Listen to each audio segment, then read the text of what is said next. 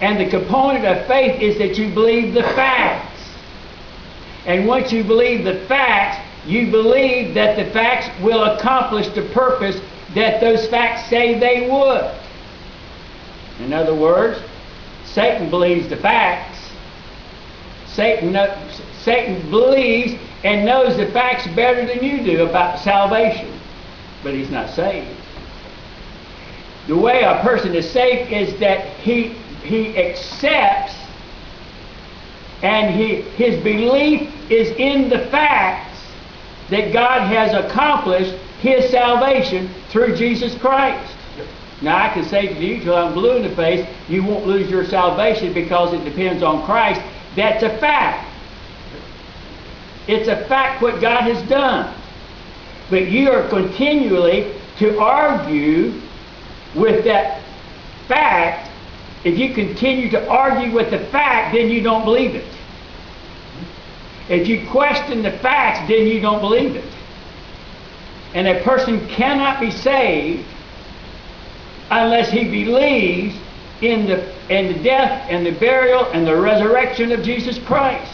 Amen. And in believing that, he acts like he believes it. Amen. He lives like he believes it. And not only the component is, then what happens when that takes place, all of a sudden there is a spiritual component. There is something spiritually that happens to a person who has applied what he believes to his life. All of a sudden he has a spiritual sensitivity to God. There is something, then he begins to cherish the fact that God has saved him. It is another word that John Piper uses, that he cherishes the idea that God has saved him. And then the third point, I think, Charity, I asked you, what was the other word I asked you to spell? Cherish and treasure, and then there is comfort, and then there is satisfaction. Those are the same components, the same words, but when you become a Christian and you believe the facts and you apply the facts and you believe the facts that God has established in His Word, then it brings about comfort, satisfaction, and joy, and it's a treasure of your heart. And it helps us grasp the truth. Although people of God are exposed to all kinds of evil here, it accumulates. These shall not prevail to separate him from the love of Christ. Now, the term in that verse, the love of Christ, in itself may signify either our love to Christ or Christ's love to us. Now, follow me closely. But that it is Christ's love to us is the place there can be no question. The question can be if we love Jesus Christ. Now, all of us can question our own selves and say, I don't know if I love Christ good enough. But when it comes, does Christ love us? There's no question. The term is important. A person could not be said to be separated from his own feelings. Besides, the object of the apostle in the letter here is to assure us that so immediately of our love to God and of His love to us by directing our attention to His predestined, calling, justifying, and glorifying us, and not sparing His own Son, but delivering us from up to us. So He precedes the fact that God, in His love, predestinated us, called us, justified us, glorified us, and He spared not His own Son, but delivered Him up for us. That qualifies the answer that Christ's love for us cannot ever be but what God said it would be. In addition to this, in contributing more to our comfort to have our minds fixed on God's love to us, that upon our love to God, for as our love is subject to many feelings and infirmities, Have you ever noticed that as we are liable to change, to endeavor to impart comfort from the firmness of our love, we would be less affectionate than holding forth in us the love of God? In other words, sometimes we love God with our whole heart. Next day we're questioning God. Next day it just seems like that our love for God in the physical sense seems to, we can question it. But with God there is no variation. The language also in this verse employed favors this sense. For the apostle does not say, "Who shall separate Christ from our love?" but "Who shall separate us from the love of Christ?" Amen. And then in verse 37, the meaning is determined by the expression, "We are more than conquerors through Him that loved us." God, however, in loving His children, makes them love Him. And believers are enabled to love Christ because He loved them. It is He who loved us, and in loving us has changed our hearts and produced in us a love for Him.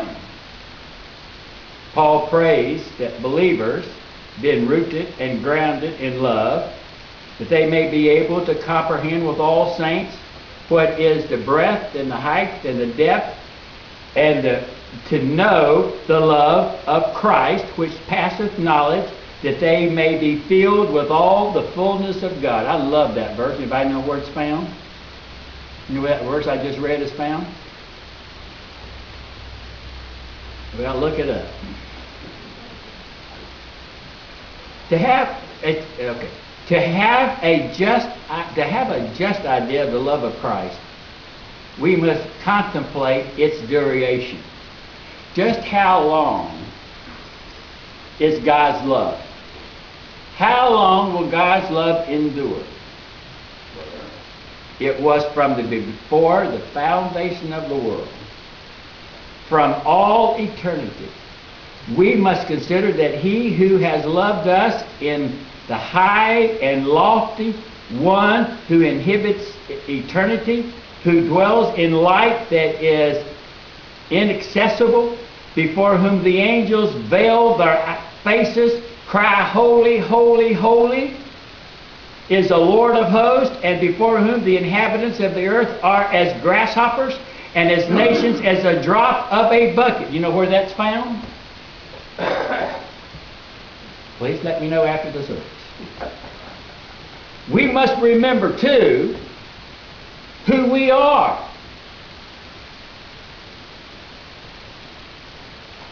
Who are the subjects of His love. Not only creatures who are but dust and ashes, dwelling in houses of clay, but who were His enemies and by nature children of wrath. That's who we were. We must also reflect on the greatness of His love. That it is His will we should be one with Him, and that He guards us as the apple of His eye. He loves His people as His members, of whom He is the head, and sympathizes with them when they suffer. He calls our suffering His sufferings, and our persecution His persecutions. And He said to Paul, what did He say to Paul? He said, get back on your lesson. Okay. He said, oh, you don't push the wrong button, you find yourself in a blank page. That's pretty good. There goes my sermon out the door. There we go. He said, what did He say? He said to Paul, persecuting His saints, His members, Saul, Saul, why persecutest thou me? Did Christ know that Paul was persecuting His friends?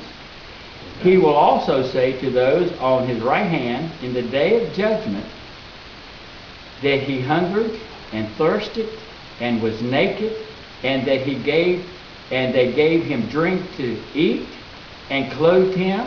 When these things were done to the least of his members, he loved his people too, and being their husband by that spiritual marriage, he has contrast with them. The love is spoken as to the security of the believer being the love of Christ. Christ must be God.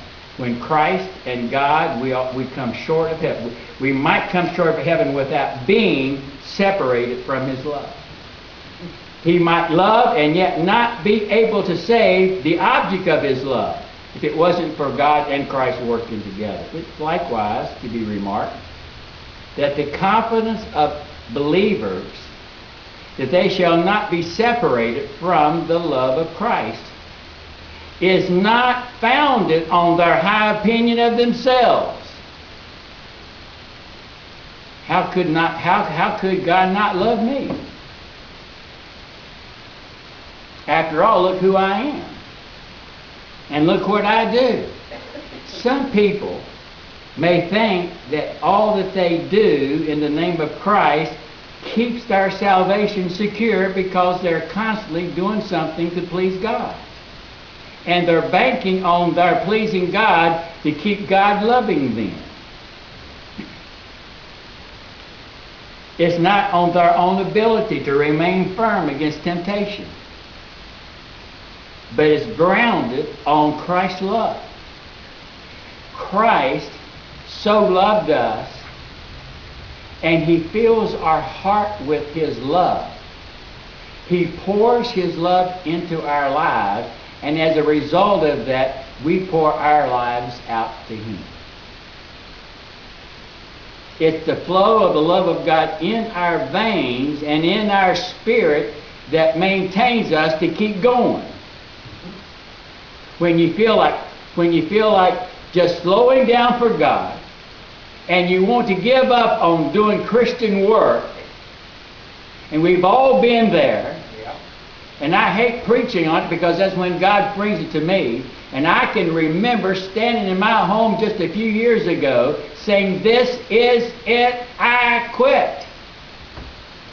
And I thought I would never say that. I thought I would never say that. Even in all the previous years, I never even came close of saying that. Sure, do you remember me standing upstairs and I said, "This is it, I quit."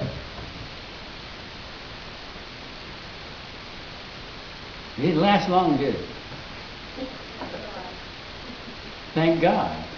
It wasn't anything that I had in me, because I had everything was out of me. I was drained.